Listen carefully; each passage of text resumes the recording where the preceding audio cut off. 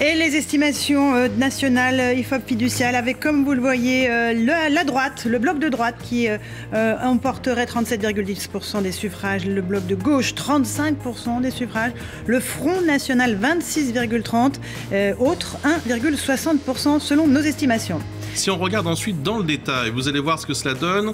Vous allez voir que c'est l'UMP, l'UDI, le MoDem qui arrive en tête avec 29,2% des voix. Le Front National ne serait que deuxième, contrairement à ce que disaient les sondages ces derniers jours, avec 26,3%, le PS 21,4%, ensuite divers droite 7,9%, divers gauche 6,5%, le Front de gauche à 5,8%, Europe Écologie Les Verts 1,3%, rien pour l'extrême gauche a priori, et nous avons un chiffre autre, résultat 1,60%. Voici donc le tiers, c'est tête dans l'ordre, UMP, UDI, MoDem, Front National et Parti Socialiste. Laurence. Frédéric Dabi, les résultats sont assez nets, on s'attendait à des résultats plus serrés, notamment dans les deux partis de tête. Oui, il y a vraiment trois enseignements majeurs. D'une part, une déroute, une défaite très nette pour le Parti Socialiste, un troisième épisode de la sanction dont parlait Christophe tout à l'heure, 35% pour le total gauche, c'est 13 points de moins qu'aux dernières élections cantonales. C'est à peine mieux que lors des élections européennes de mai dernier. Surtout, cette gauche extrêmement